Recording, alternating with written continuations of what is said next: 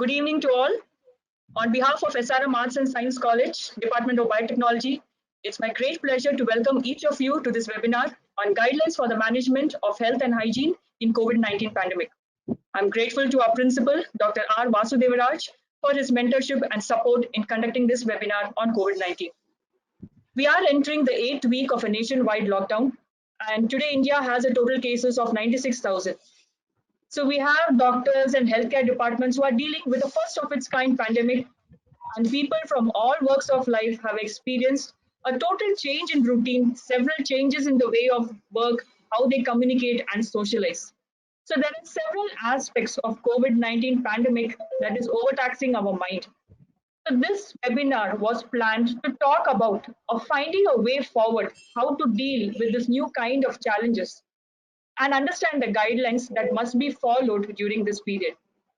It is my honor to welcome our eminent and resourceful speaker, Dr. C. Sheila Shashikumar. She is the head of clinical research and product development, High Care Super Speciality Hospital.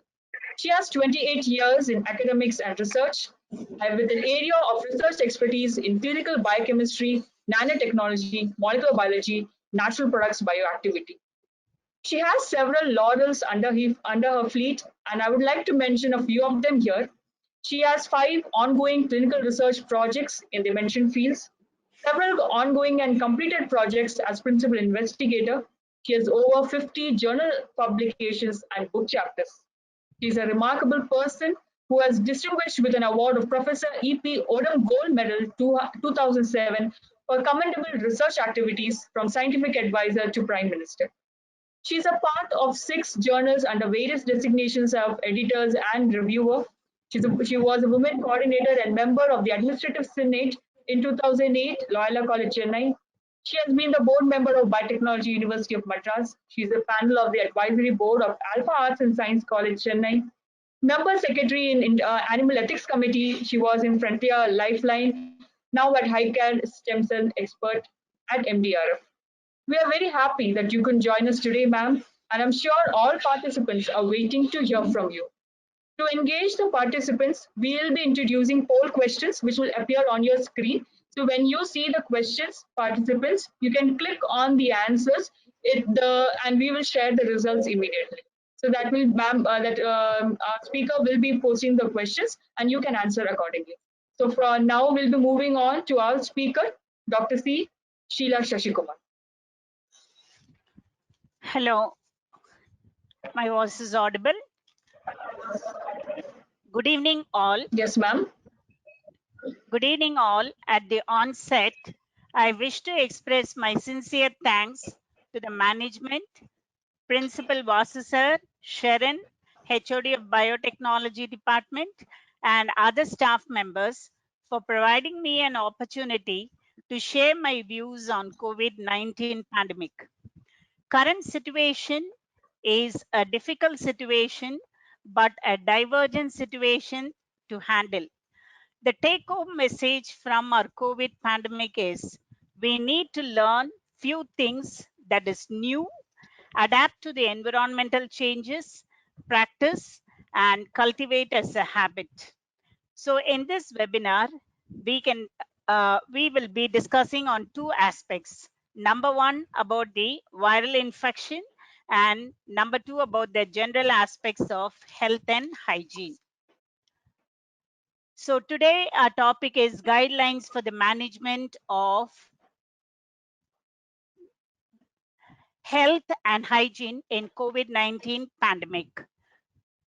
You can reach me in all these research IDs, either in ORCID, ResearchGate, LinkedIn, SlideShare, wherever you can see my publications and other things. What is the current scenario?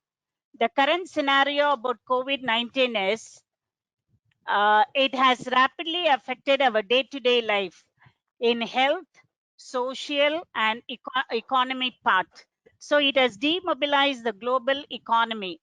World trade is expected to fall between 13% and 32% in 2020 because of this pandemic situation. And especially social distancing and self-isolation and travel restrictions caused a decrease in the workforce. which has compulsorily made us to lose the jobs. So losing jobs have also lead to depression, both financially, mentally, and physically. Also, loss of lives in the global is irrevocable damage to the society. Here I have provided you a link where you can see the world trade condition in the pandemic period. The unavoidable declines in the trade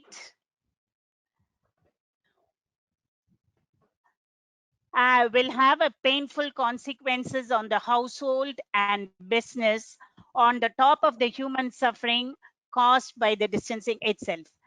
Pandemic has stressed the most developing countries, and it has been projected to cause incomparable economic depression. Increasing demand on health facilities and healthcare workers threatens to leave some health system overstretched and unable to operate effectively. Spreading rapidly, now it is very important to take a note of approaches that can help us to prevent and fight this infection. So the best defense against any outbreak is a strong health system. Now we can poll the Yes. questions, initial questions, Ma. Yes, ma'am.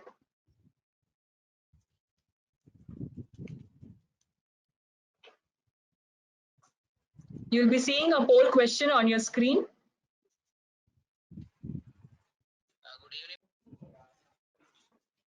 Yes, we're going to see the result.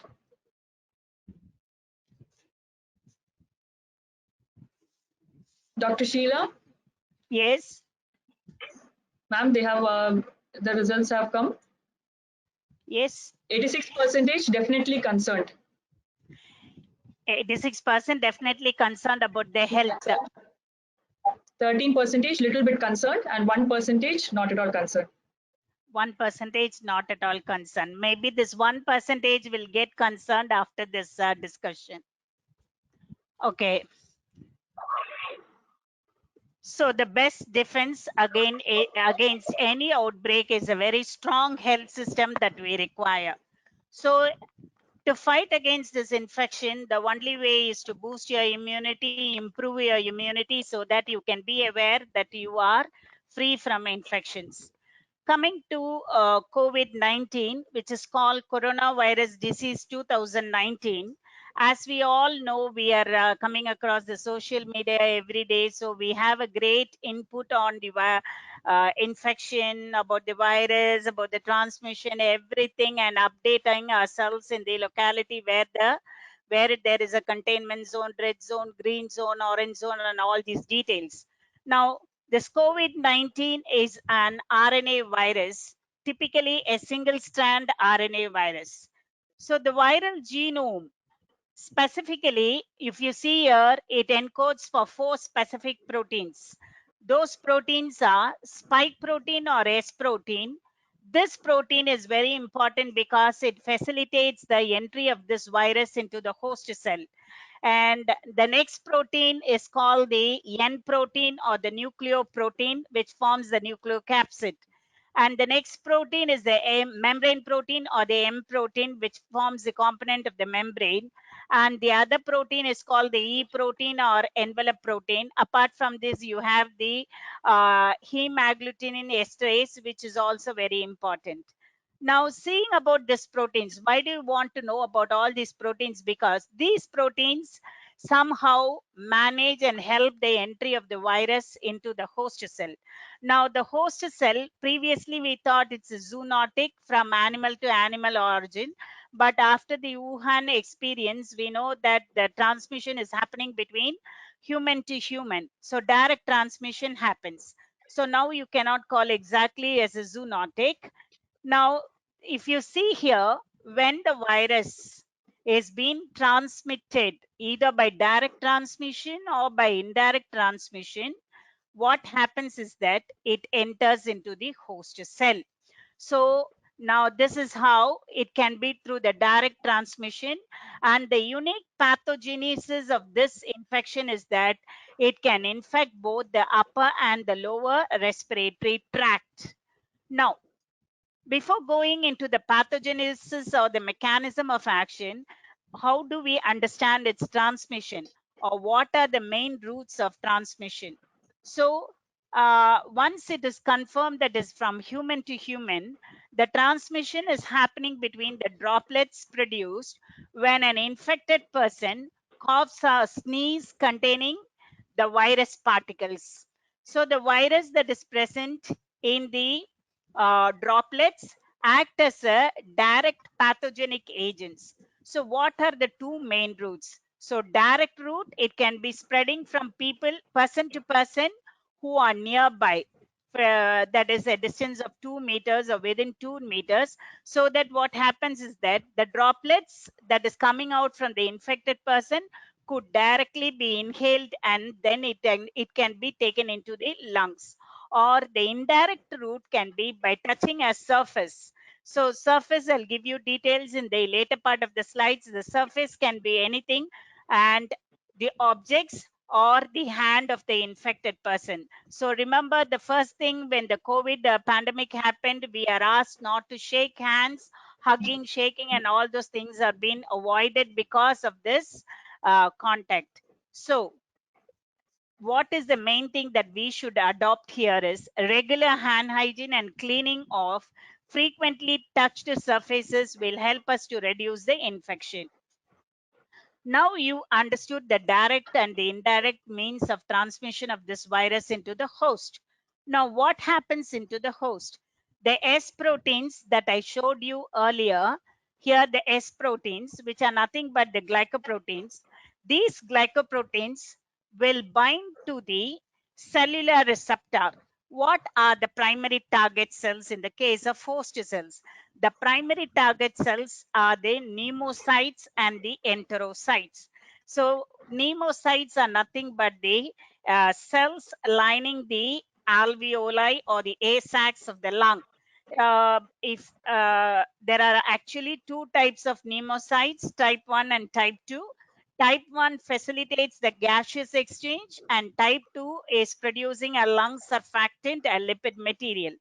And enterocytes are the cells or the columnar epithelial cells that are lining the small intestine and the large intestine.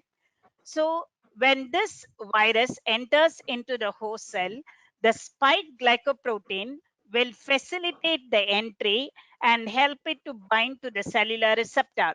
So what is the cellular receptor here in case of a host? Now in the host, you have a receptor called ACE2, angiotensin converting enzyme 2. Remember, this receptor is used in pharmacology for the hypertensive drugs. People who suffer from hypertension, the hypotensive drugs use this as the receptor. Once the virus binds to the receptor, it forms a complex. Now there will be a direct membrane fusion between the virus and the plasma membrane of the host cells. So as a result, what happens? Virus will enter into the cell. Once it enters into the cell, the viral genome is released into the cytoplasm of the host cell. Remember, the host cell is going to be a human being. Now, the human being has its own replication, transcription, translation phenomena that is a central dogma. But here, what happens is that because of the entry of the viral genome into the host cell, the viral genome translates two proteins called two polypeptides PP1 and PP2. These two polypeptides bring an alteration in our cell, that is, it commands our ribosome, that is the host ribosome, for bringing out its own translation. That means viral translation will be processed and new viral particles will be germinated. Once the new viral particles are germinated, they will be released into the they will be released. They come in contact with the plasma membrane, that is, they form vesicles.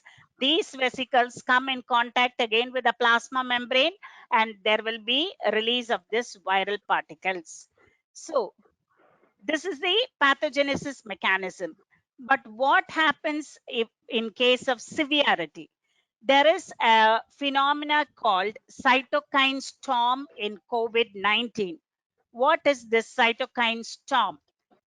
Large amount of proteins called cytokines, chemokines, interleukins, IL-1, 6, 7, 8, 9, 10 factors, tumor necrosis factor alpha, all these will be released.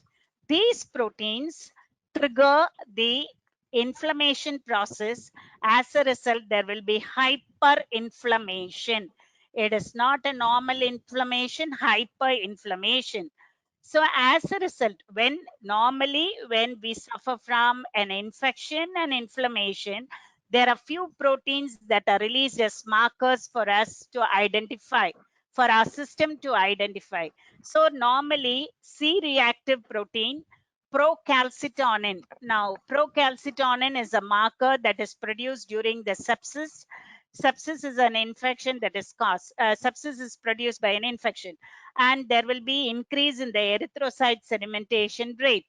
All these triggers hyperinflammatory process that leads to SARS, severe acute respiratory syndrome, and finally it results in death of the individual.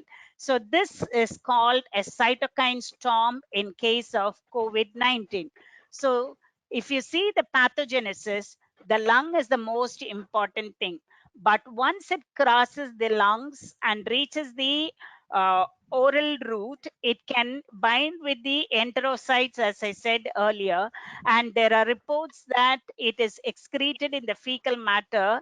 And there are reports that the sewage water also has these viral particles. So the main target organ is going to be the respiratory organ, that is lungs. So having understood the transmission and the pathogenesis mechanism, let us move into the symptoms. So if an individual, see, it is an infection, viral infection. So you cannot categorize as uh, exactly. Some may be having a mild symptom, some may be having a severe symptoms. So the symptoms depends exactly on the immunity of the individual. So the symptoms varies from person to person. Generally what we see is when you come out from an airport or from when you go to a shop, they check the temperature. So rise in the temperature, that is called pyrexia or fever. The other symptoms are going to be dry cough, sore throat, shortness of breath, fatigue, respiratory failure, and septic shock in case of severities. The most severity happens in case of people with risk factors like weakened immune system, older people, that is aging, conditions like comorbidities like diabetes, cancer, kidney disease, chronic lung diseases, obesity, etc. Now, what is the incubation period? Normally, they say between 2 to 14 days, and the acute is going to be the 5.2 days is the thing. So, incubation period is going to be 14 days. So, how are we going to confirm whether a person is suffering from COVID or any other viral infection? Normally, what they do is, since it's a viral infection, the normal laboratories are not allowed to diagnose. So the sample has to be collected by a skilled technicians or a healthcare person, and the diagnosis should be done by BSL3 laboratory. So BSL3 means Biosafety Laboratory 3, who has accreditation or the license to work on the pathogenic agents. So normally what they do is it depends on the individual. So for mild cases, they collect it from the upper respiratory tract. Now on my screen, you can see the picture of how they collect the upper respiratory tract. The specimens can be a nasopharyngeal specimen, oropharyngeal specimen, a nasal mid-turbinate swab, or anterior nares, or a nasopharyngeal wash, or an aspirate, or a nasal wash, or an aspirate. But among these specimen, The one which I have shown you is the nasopharyngeal specimen. This is the most widely used. So you can see the technician is introducing the swab, and this specimen will be collected, and then it will be sent for the laboratory in case of upper respiratory tract sample collection. Now, if the symptoms are going to be very severe, then what they normally do is they go to the lower respiratory tract, that is, they collect either bronchoalveolar lavage, tracheal aspirate, pleural fluid, or sometimes even lung biopsy. If the cough is very severe, the sputum also can be collected. So whether it is from the upper or the lower respiratory tract, what happens is that they collect the sample. They can store the specimen between 2 to 8 degrees C for up to 72 hours after collection. So normally they say they send the sample within the day and the test will be carried out. So what are the tests? What are the diagnostic procedures that can be done? So if whether it is asymptomatic or symptomatic, now, when an infection happens, whether it is a bacterial or viral infection, normally our system produces large amount of WBC to counteract for the defense mechanism. So in the blood, you can see large number of lymphocytes or increase in the WBC count, increase in the erythrocyte sedimentation rate. Normally, they'll do the CBC, complete blood count, and these two can be examined. That reveals that a body has an infection or a human system has an infection. Apart from this, you have a protein called CRP, acute phase reactants, that will be produced, and procalcitonin. But these are not the exact markers because these can be produced even for any other infection. So what are the other tests that can be extended? Now, if you want to understand, you can do the antibody test, that is serological testing. This can happen in an asymptomatic person where the infection would have happened, but he could have counteracted the infection by raising the antibodies. So the antibodies may be circulated in the blood, and that you can do as serological testing. But now you should understand whether he is a positive or a negative person. So you can do the confirmation by the NAT, nucleoside amplification sequencing, or the RT-PCR, reverse transcriptase polymerase chain reaction, which is going to be the gold standard technology for this. So these We are have the a normal. question. Yes. We have a question for the audience now. Can a Sharon, you are healthy giving. diet? Yes, ma'am. We have launched a question. Can a healthy diet boost your immune system? Is the response okay? Yes, ma'am. 97% have said yes. 3% maybe. 0% no. That's nice. The next question we are going to launch for the audience. Can antibiotics be used for COVID prevention or treatment? So how is the response? Some participants are yet to vote. So far 59% have said yes and 41% have said no. Ma'am, over to you. Yeah, thank you, Sharon. Shall we move to the next thing? So now Yes. we had exactly the process, pathogenesis, the diagnosis, the transmission, a view on the viral infection, how it happens, and what are the changes that happens in the human respiratory system. Now, understanding the view about the viral infection, next we move on to, can you boost your immune system? Can you boost your immune system to fight COVID? Now, can the antibiotics help to fight the COVID infection? Now, we should understand that at present, till now, we don't have a specific protocol for the treatment. We are in the stage of supportive therapy and supportive therapy along with the supplements and other things that is needed for the individual. So vaccines are in the way. We are waiting for the vaccines both globally and from the Indian government. So the next part is, in this present scenario where we have only the supportive protocol and supportive treatment being given to us, now how can we prevent the infection? So one first terminology that you have to understand is immune boosters. So can you boost your immune system to fight COVID? Yes, of course we can. So how? Through a healthy diet. So healthy diet doesn't mean that having different types of foods, but all the type of nutrients at a proper ratio. So you would have studied that the components in our diet is going to be carbohydrate, protein, fat, which forms the macronutrient of the diet, and the micronutrients are going to be vitamins and minerals, followed by water and roughage. So roughage helps in the bowel movement. So this is the exact composition of our diet.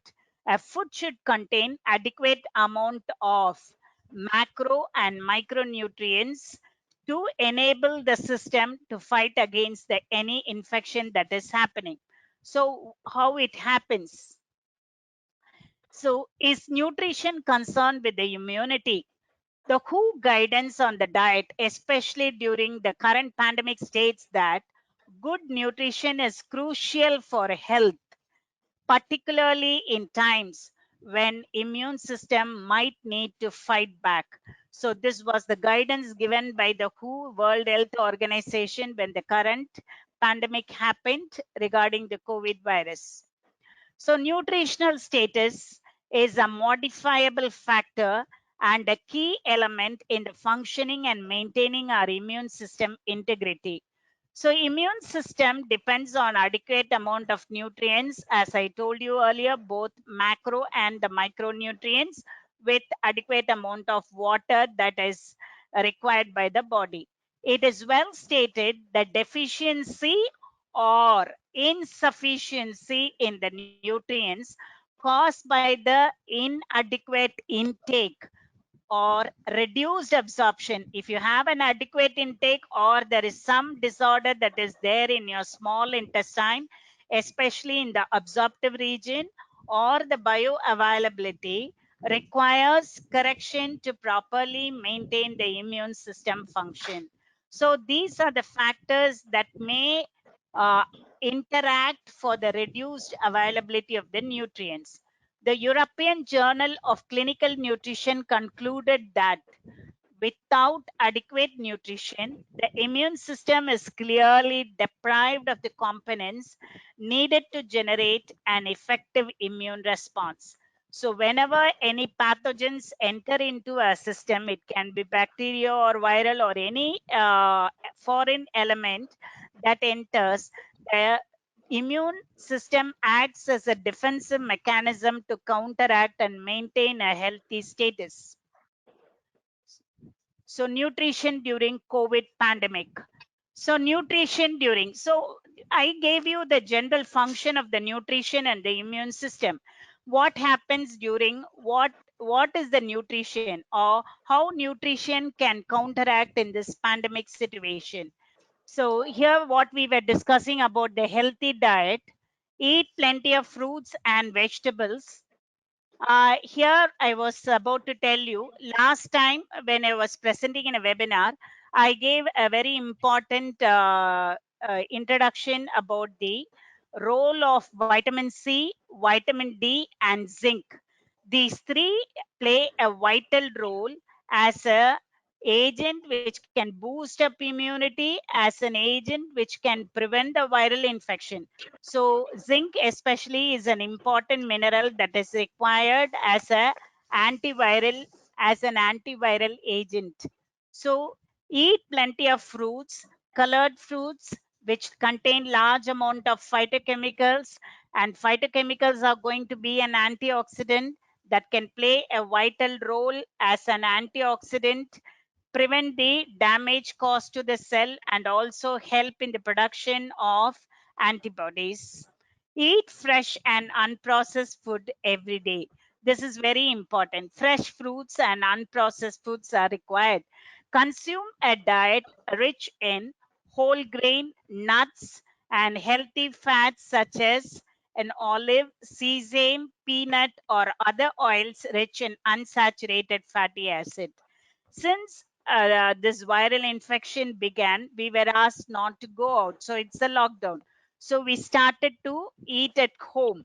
Eat at home to reduce your rate of contact with the other people, and also to boost your mental attitude, the positive attitude.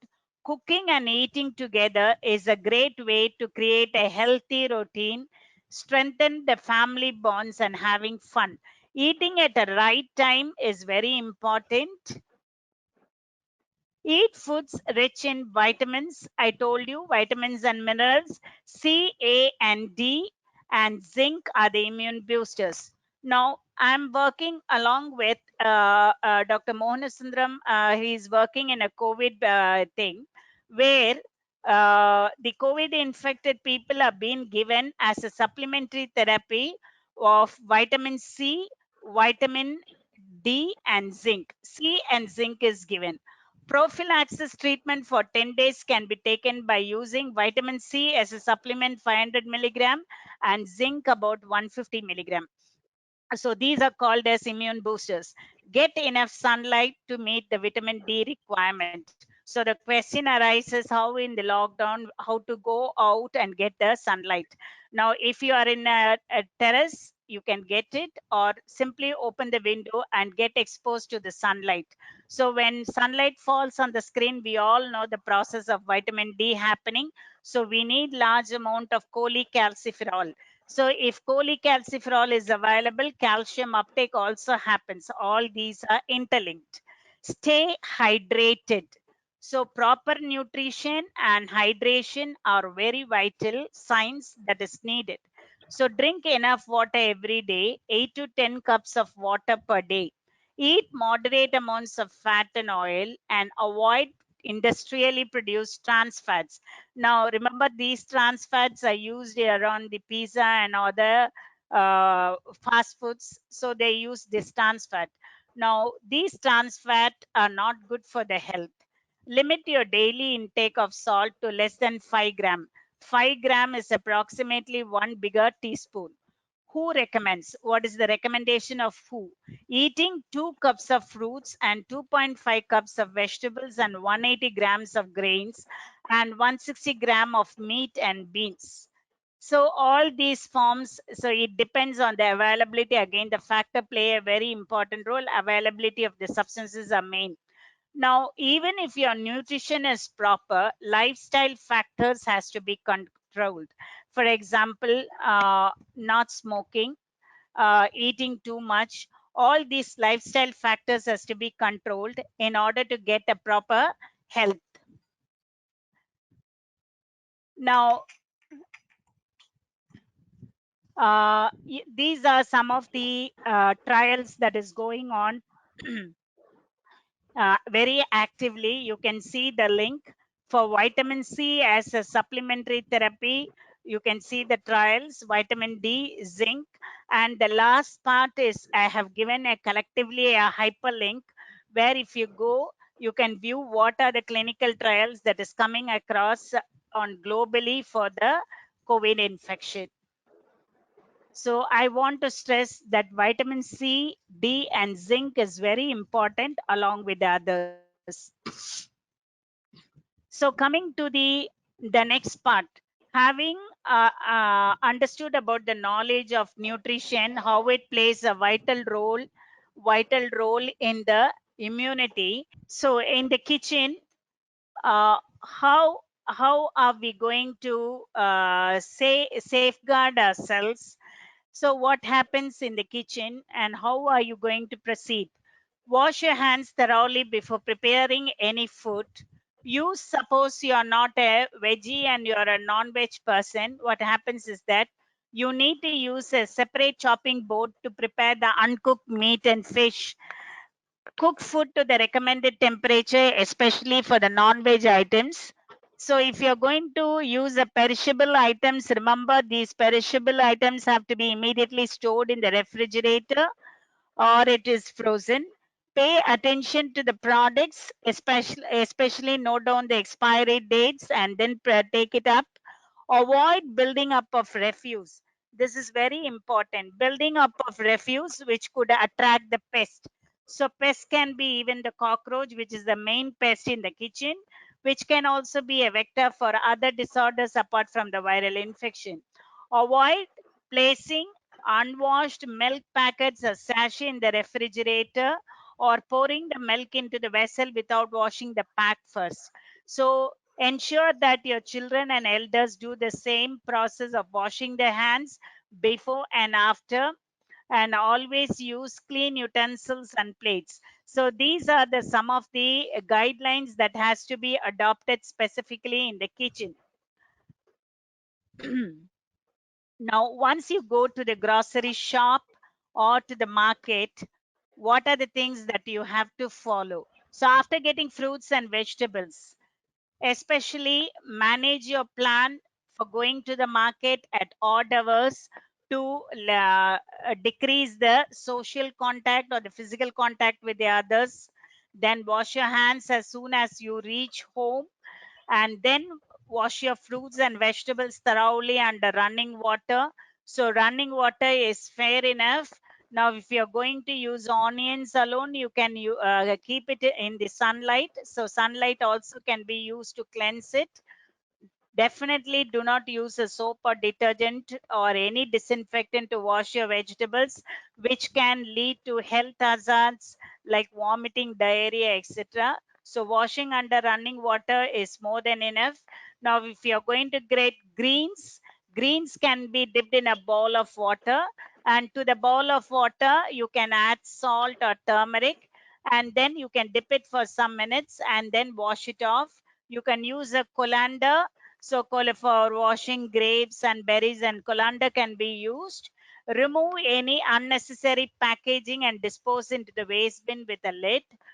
In case of root vegetables, suppose you're going to get some thick root vegetables, you can use a vegetable brush or a scrubber to clean the root, and so that the particles that is the sticking on to the vegetables will be removed. FDA also suggests removing the outermost leaves of the head of lettuce or cabbage. So you have to remove the outermost one or two layers until you get the fresh one. After washing, place it in a paper towel and then dry it. So these are the protocol or the guidelines that you should definitely adopt after getting your fruits and vegetables. The next part we are going to see is how to promote good hygiene practice. How to promote good hygiene practice. So good hygiene is very important to avoid the infection or to reduce the infection. So wash your hands properly. So hand hygiene plays a vital role. Remember, in the transmission, we said the indirect contact is by touching the surfaces. So touching the surfaces, our hands are being exposed. So we will touch unknowingly onto the surfaces. So hand hygiene has to be maintained. How is the question? So we should follow the following steps that is being given as the guidelines. Step 1, you need to wet hands with your running water. Step 2, apply enough soap to cover the wet hands. Then scrub all surfaces of the hands, including the back of the hands, between the fingers and under nails, and wash at least for 20 seconds in the running water. Rinse thoroughly. Dry hands with a clean cloth or a single use towel. So the time duration for washing, you're scrubbing the surfaces, including your back, in between the thumb, between the fingers and the under nails, should be between 20 to 30 seconds. So how we understood, when should I do this? When should I do this procedure? Generally, we wash hands. Normally, before this current pandemic, we wash hands after using the toilet, before and after eating, after handling the garbage, after touching the animals and pets, after changing the baby's diaper or helping the children to use the toilet. When your hands are visibly dirty, you immediately wash your hands. But now the situation has changed. So in case of COVID-19 pandemic, you should definitely wash your hands after blowing your nose or cough or while sneezing, after visiting a public places can be markets or supermarkets, wherever you go to get your groceries or vegetables, then or your workplace, including the public transportation, etc. The surfaces outside your home, so you can see the different surfaces, the copper, the stainless steel, plastic, cardboard. Each surfaces will have specific duration, and stainless steel is going to have more than 72 hours. So we should definitely wash our hands after coming from the public places. Then before, during, and after caring for a sick person, before and after eating. Washing hands either with the cold water or hot water is going to be very effective, but you must require a soap. Dry your hands. Drying your hands is definite because germs spread more easily from a wet skin rather than from a dry skin. Hand washing with soap and water or a hand sanitizer are highly effective at killing. So you can use any of this. In cases where it is not available, use chlorinated water or a hand sanitizer that contains at least 60% alcohol, which will be the best second option if there is no soap or running water. So the following thing you have to really adopt: use a proper sneezing and coughing ethics. So when coughing or sneezing, cover your mouth and nose with a flexed elbow or a tissue. When using the tissue, dispose of the tissue immediately, wash your hands, and avoid touching your face, that is mouth, nose, and eyes, because it can be an indirect contact again where there are more chances of entering. And the next most important thing is the use of face mask. So now we have come across in the social media and in the advertisements, papers, everywhere you can see the different type of multi-layer face mask, colored face mask, reusable, herbal face mask, etc. So use of face mask is a complementary measure. Remember, it is a complementary measure but not a replacement. So normally workers use face mask, and this face mask should be used properly so that they are effective and safe. It should fit properly, completely covering the face from the bridge of the nose to the chin. Clean hands properly before putting the face mask on or taking it off. Always touch the cord or elastic at the back of the face mask when removing it, not on the front. If it is disposable, be sure to use safely in a proper container. If it is reusable, wash the face mask as soon as possible after you reach home, or after use with a detergent at 60 degrees C, which is the mentioned standard temperature for washing or for sterilization. Now, also we need to understand the other part of using the face mask. There are many articles regarding the prolonged use of COVID-19 related face mask, which can cause or trigger health problems due to breathing in too much of exhaled carbon dioxide. So do not use when you are alone, when you are at home for a long time, do not use it. So use of face mask is only advised when you go to the community, when you go to the busy places. For example, as I said, markets, to the grocery shop or the shopping centers, or while using public transport, etc. Medical face masks must be prioritized for use as a personal protective equipment for the healthcare workers.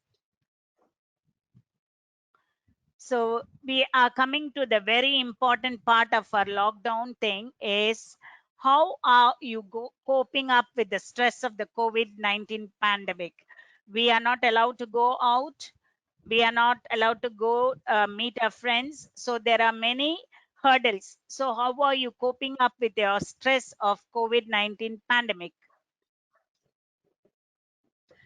So managing stress. So we all know stress is a very important factor that creates a imbalance in the health system.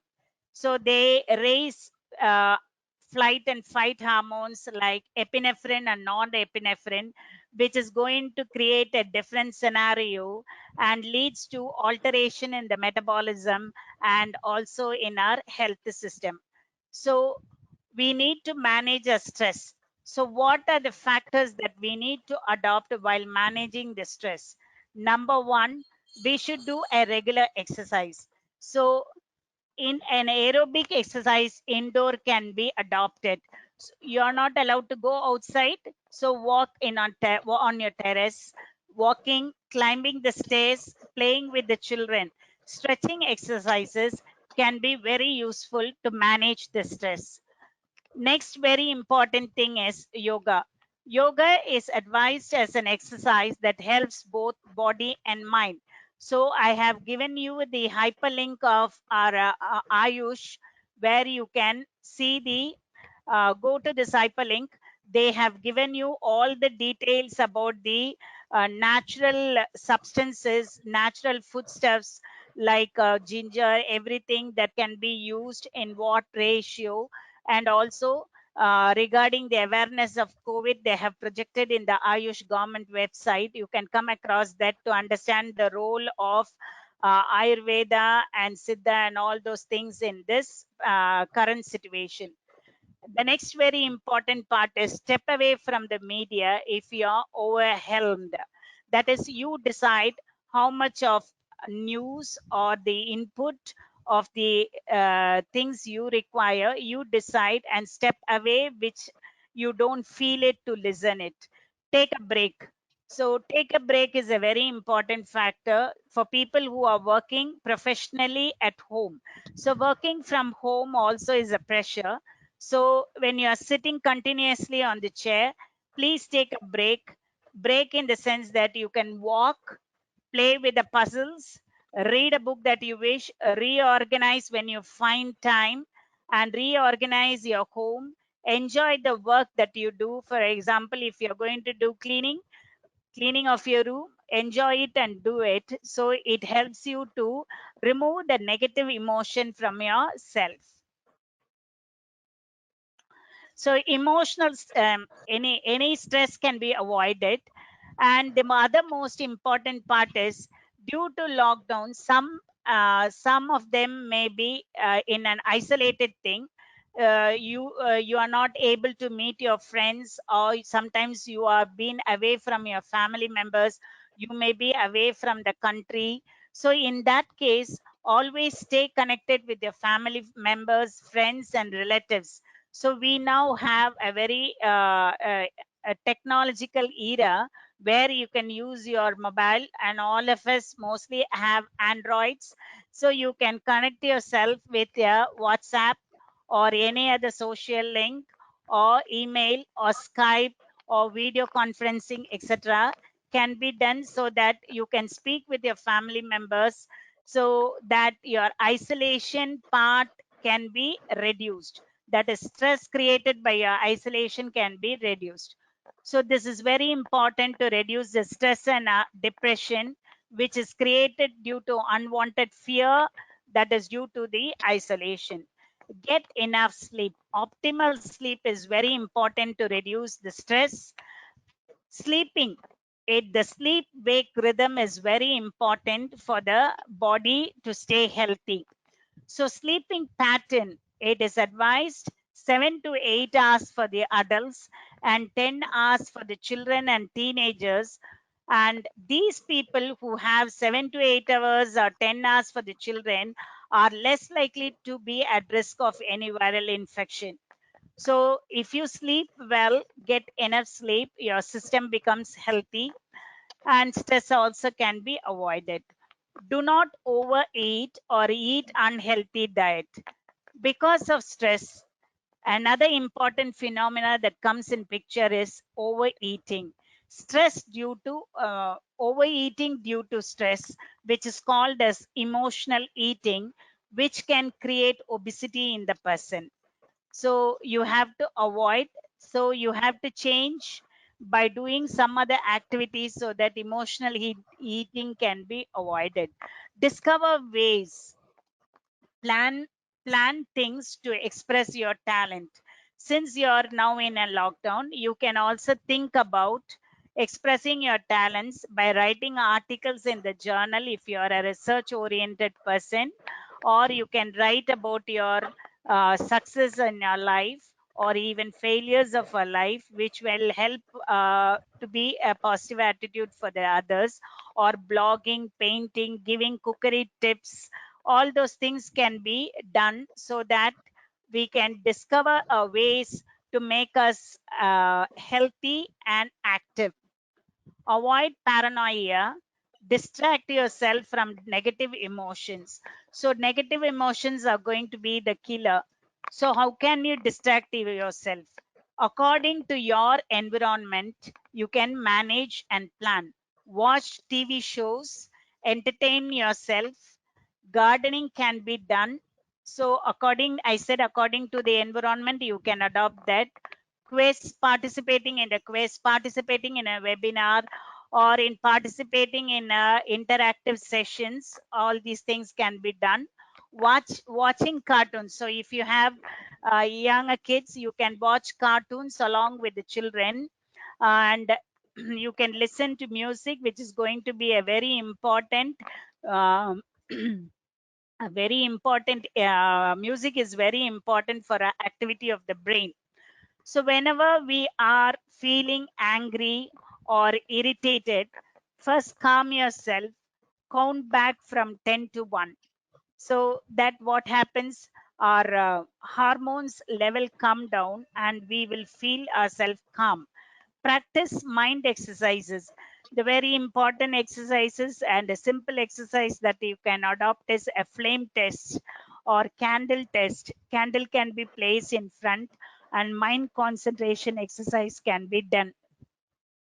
A good antidote will be to adversity is kindness and compassion. Keep things in perspective. So these are the normal guidelines that can be adopted to manage your stress during this period. So here is the hyperlink who has given a very good illustrative guide of doing what matters in time of stress.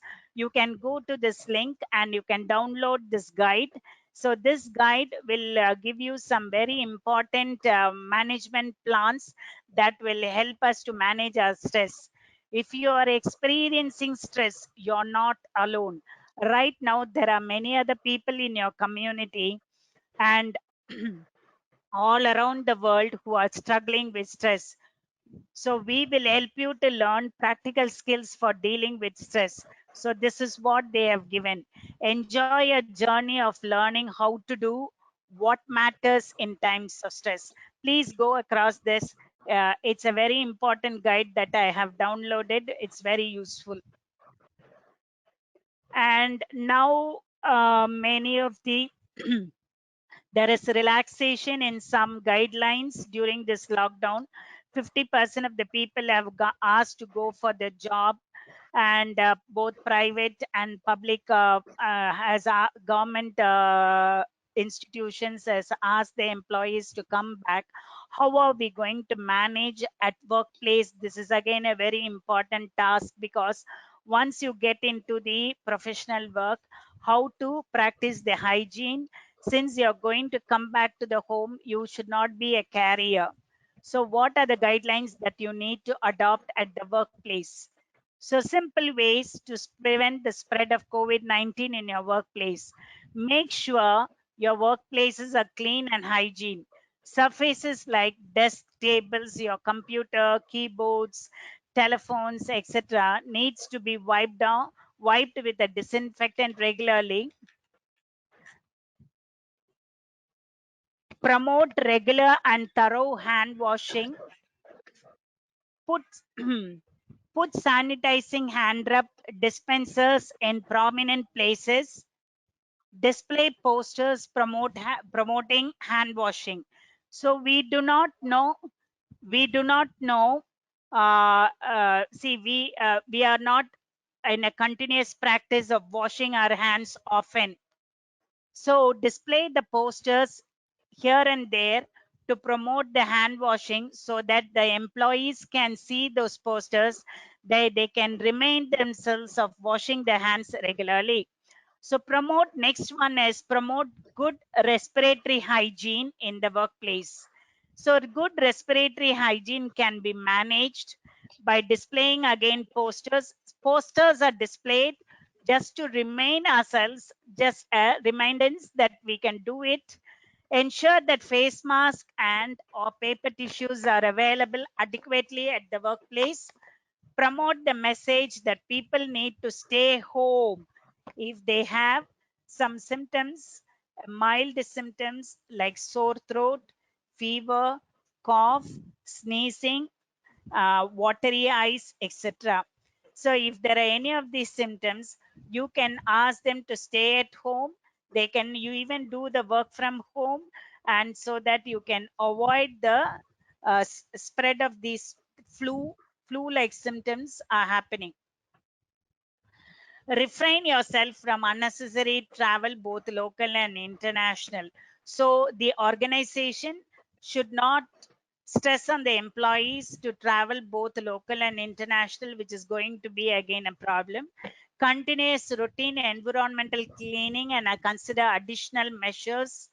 Consider whether, so we need to, or because of a long lockdown period, we will have continuous meeting, how to take about the events, planning the programs, etc. So always decide, is this face to face meeting is required, or if it is needed, what are the things that we have to do, what are the hygiene measures we have to follow for this meeting. If it is not required, well, you can plan your work through the video conferencing or through your teleconsultation work.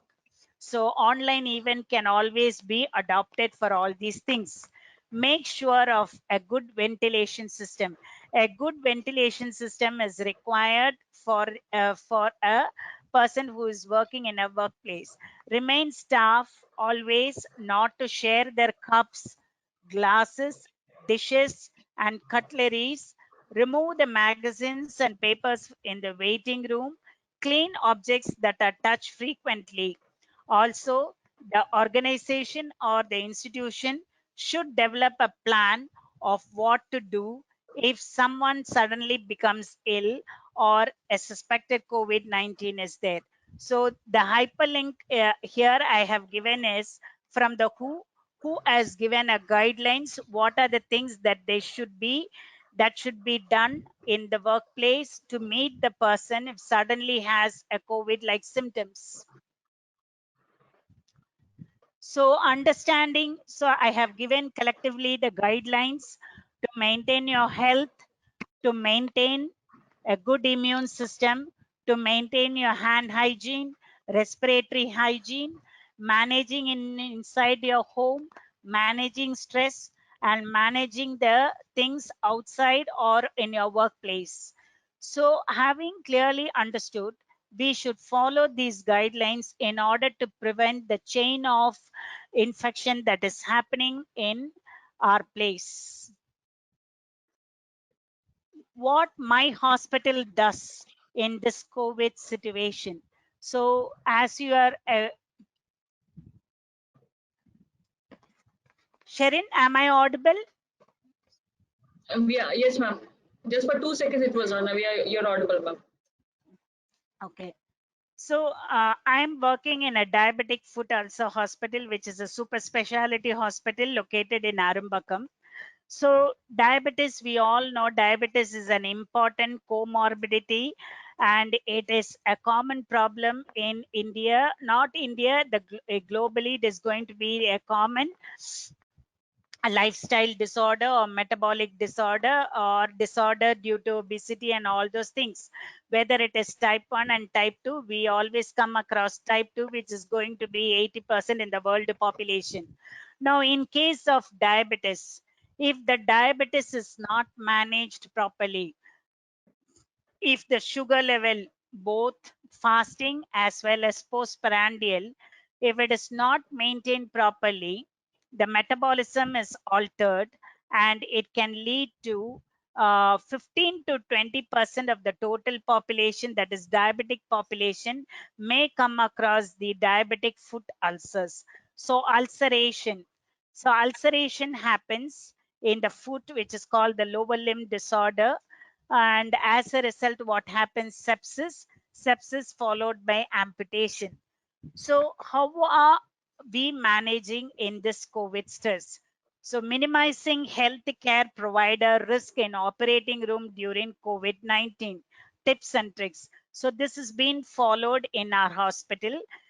So as you know, the healthcare workers are going to be in direct contact with the patients, and these patients, we do not know whether they are asymptomatic. Anyway, we are going to do the COVID test and we'll find out whether they are positive. So if they are asymptomatic, we do not know. So what are the guidelines that are adopted to minimize the risk in the healthcare workers? Now, this was a surgery conducted. You can see the sepsis of the foot here and the X-ray pattern of the foot. Uh, in this case, what happens is that we have to do it's an emergency situation. We have to do real surgery. So my director, Dr. Narayana Murthy, has attended this, and he has attended in a different way, where the completely the foot was covered, even though they were wearing gloves, PP, personal protective equipments, all these things. We need to see that we need to see that in the operating room the air is not contaminated. So he has used a covering covering for the foot, and placed inside this covering, the surgery was done. So this was done because to decrease or even possibly to eliminate the airborne toxic smell. Now, as you know, this is a bacterial infection and sepsis has happened. Really, it produces a toxic smell, and also a bacterial storm is there. So to prevent this, right, in this case of critical diabetic foot, we have placed, he has done in this way by placing the knife to make an incision and removing the pus.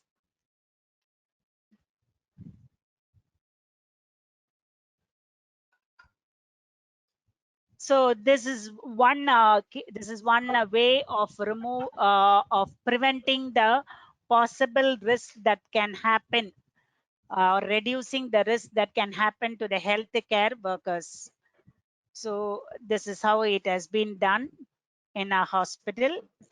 And another thing about the diabetic foot ulcer thing is, they need to come very often to the hospital because they need to change the dressing. They need to understand whether the wound is in the healing process, or whether the wound requires a different type of treatment, or whether the wound has to be attended immediately. So Dr. Narayana Murthy has created a new chart. So this chart, if you see it, this chart is being given to the patients. The patients and the relatives will be well aware of the situation that is happening. So they will see the chart, and you can see different factors are being given in the chart for the older patient, existing patient. Old patients is who they are coming up very often for the treatment, and existing patient and for the new patient. So these are the different things that has been given. Based on this venue time based notion in the management of diabetic foot, the patient itself can be empowered, or he can understand his health status. So if you want to have any details, you can contact him. This is his number. This is another very important thing, which is the clinical trial for COVID is also going on in this. This is a machine called hyperbaric oxygen therapy. So we have this HBOT system in our hospital, and trained technicians are available. Now, this HBOT system is an adjuvant therapy that is being used for the patients who are suffering from diabetic foot ulcer, both healing and non-healing, people who are suffering from burns, and also this is extended for children who suffer from autism and Alzheimer's disease, cerebral palsy, diabetes, traumatic brain injury, sports injury, cosmetic reasons, and many other things where they require pure oxygen for the angiogenesis to happen, and healing angiogenesis will trigger the healing process. So this is our HBOT machine, and this can be used as an adjunct therapy, and this is now used globally also for the COVID infection. Clinical trials are going on. You can visit the NIH clinical trial site where you can see hyperbaric oxygen therapy is also being extended to COVID persons. So as we all know, healthcare workers are at greater risk than anyone else, so we should thank them. So thank you for your patience. Stay healthy, stay safe.